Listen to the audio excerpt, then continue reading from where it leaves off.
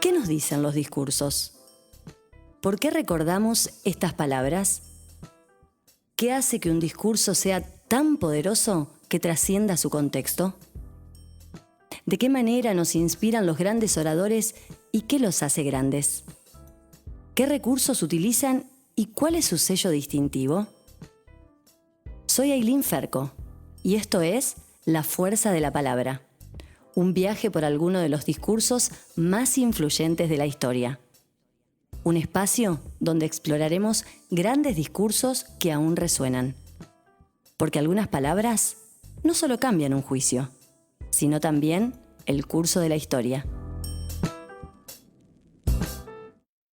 Hay palabras que tienen la fuerza de un huracán, el poder de construir movimientos, desafiar sistemas y definir el curso de sociedades enteras. Hoy nos sumergimos en un discurso político y revolucionario que trascendió su tiempo, impactando corazones y mentes mientras desafiaba el orden establecido. Analizaremos su contexto, los elementos retóricos que lo hicieron inolvidable y cómo sus palabras aún resuenan en las luchas contemporáneas. Una pieza que sin duda marcó un antes y un después en la historia de América Latina. Me refiero a la segunda declaración de La Habana de Fidel Castro, pronunciada el 4 de febrero de 1962. Este discurso es un ejemplo paradigmático de oratoria política y revolucionaria en el contexto de la Guerra Fría y el auge de los movimientos de liberación en América Latina. Su importancia en el ámbito de la oratoria se debe a que combina elementos de persuasión, retórica ideológica y movilización de masas. Esta disertación no solo reafirmó el carácter socialista de la Revolución cubana, sino que también envió un mensaje contundente al resto del mundo, particularmente a los Estados Unidos. Para entender la fuerza de este discurso, es importante ubicarnos en el contexto histórico. En 1962, Cuba se encontraba en el epicentro de la tensión de la Guerra Fría. Tras el triunfo de la revolución en 1959, el gobierno de Fidel Castro había implementado reformas profundas, como la reforma agraria y la nacionalización de empresas extranjeras.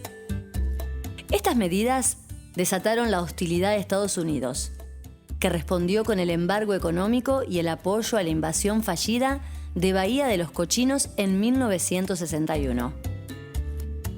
Hago un paréntesis para recordar que la invasión de Bahía de Cochinos fue una operación trunca de desembarco militar en la costa suroeste de Cuba por parte de los Estados Unidos y el Frente Revolucionario Democrático Cubano, integrado por exiliados cubanos que se oponían a la Revolución Cubana de Fidel Castro, financiados de forma directa por el gobierno estadounidense.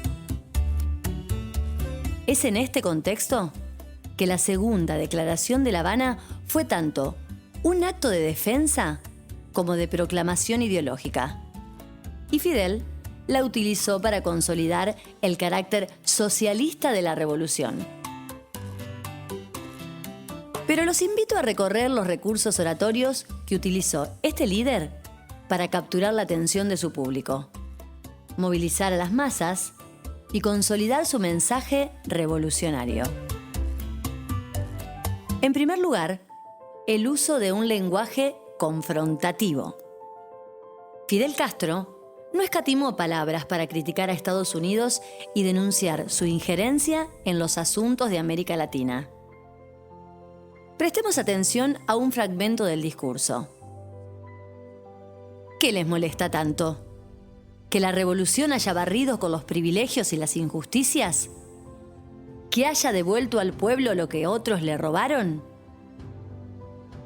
Este lenguaje, directo y desafiante, buscaba movilizar tanto a los cubanos como a los pueblos latinoamericanos, planteando una lucha entre opresores y oprimidos. El tono confrontativo también enfatizaba la firmeza de Cuba frente a las amenazas externas.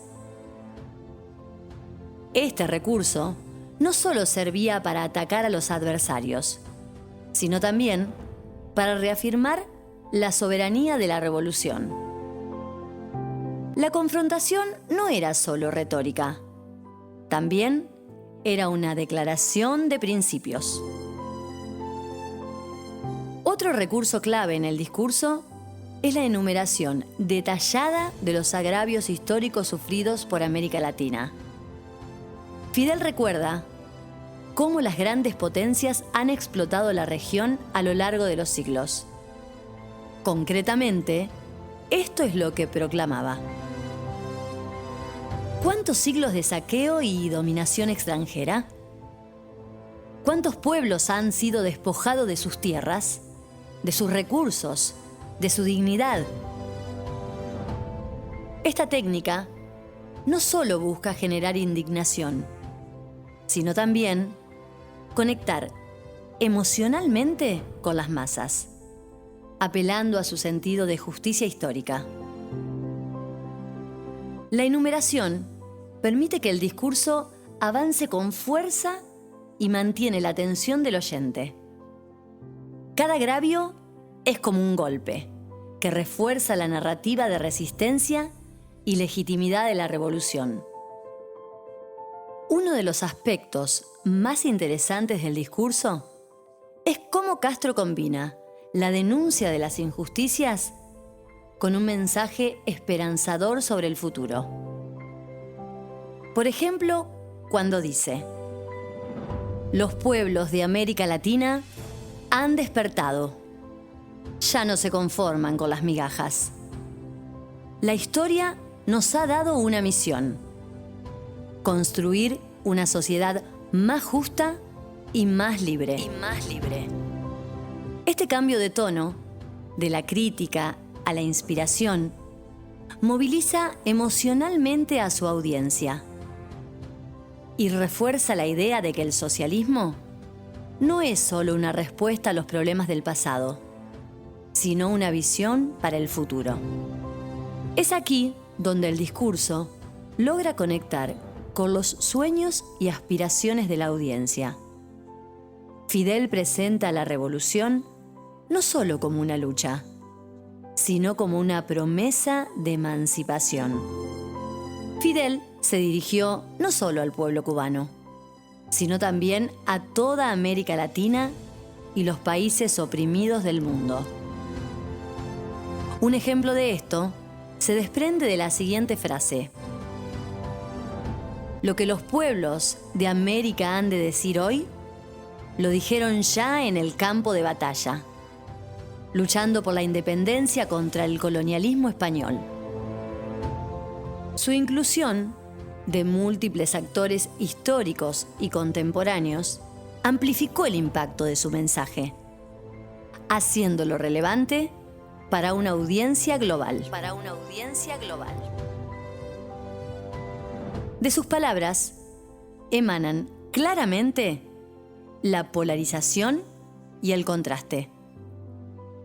Fidel Castro presentó una dicotomía clara entre los opresores, el imperialismo y las oligarquías, y los oprimidos, los pueblos de América Latina.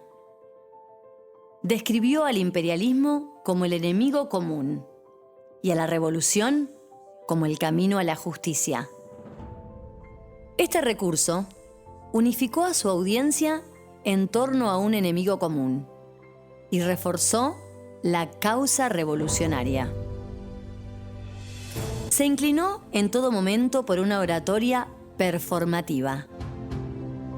Aclaremos que la oratoria performativa es un tipo de comunicación que consiste en realizar una acción con las palabras que se utilizan. El estilo de Fidel incluía gestos amplios, un tono de voz que variaba entre lo reflexivo y lo enérgico, y un dominio absoluto del escenario. Su presencia magnética y su habilidad para transmitir pasión lo hicieron un orador cautivador. En sus discursos primaban las citas y referencias ideológicas. Fidel incorporó elementos del marxismo-leninismo, haciendo referencia a conceptos de lucha de clases y antiimperialismo, pero los presentó de manera accesible. Por ejemplo, cuando dice: la historia de los pueblos es una historia de lucha. Esto dotó al discurso de profundidad ideológica, sin alienar a su audiencia. Utilizó el llamado a la acción. El discurso culminó con un llamado claro y directo a la lucha contra el imperialismo. Invito a los pueblos a levantarse contra la opresión y construir un futuro mejor. Este recurso convirtió sus palabras en un manifiesto revolucionario. Pero hablemos brevemente del estilo de Fidel Castro como orador. Fidel tenía un talento único para conectar con sus oyentes. Sus discursos eran una mezcla de pasión, didáctica y desafío constante. No era solo un líder político, era un maestro frente a su audiencia. Sus discursos generalmente eran extensos, pero nunca aburridos, ya que combinaba datos históricos, citas filosóficas y ejemplos de la vida cotidiana para mantener a su audiencia permanentemente cautiva. ¿Y su tono? Su tono. Pasaba de la calma reflexiva a la indignación ardiente, procurando mantener siempre a su interlocutor en vilo. Esto se deja ver cuando en la segunda declaración de La Habana, Fidel proclamó: esta gran humanidad ha dicho basta y se ha echado a andar. ¿Pueden sentir el poder de esas palabras? Esa frase no era solo para los cubanos, era para toda América Latina, para los oprimidos del mundo entero. Los discursos de La Habana no fueron solo palabras, fueron actos políticos. En ellos, Fidel consolidó a Cuba como un líder del movimiento antiimperialista y revolucionario en el mundo. La segunda declaración de La Habana es un ejemplo magistral de cómo la oratoria puede ser una herramienta poderosa para movilizar a las masas y consolidar ideologías. Este discurso no solo definió el rumbo de la Revolución cubana, sino que también se convirtió en un referente para los movimientos sociales de América Latina. Gracias por acompañarme en este episodio. Si te gustó, te invito a que lo compartas o me envíes tu opinión. Deseo que este análisis te inspire a reflexionar sobre el poder transformador que tienen las palabras. Recordá que la práctica hace al maestro y que la argumentación es una herramienta poderosa que todos podemos utilizar para crear un cambio positivo a nuestro alrededor. Soy Ailín Ferco y esto fue La Fuerza de la Palabra. Un viaje por alguno de los discursos más influyentes de la historia. Ahora contame, ¿tenés miedo de alzar tu voz?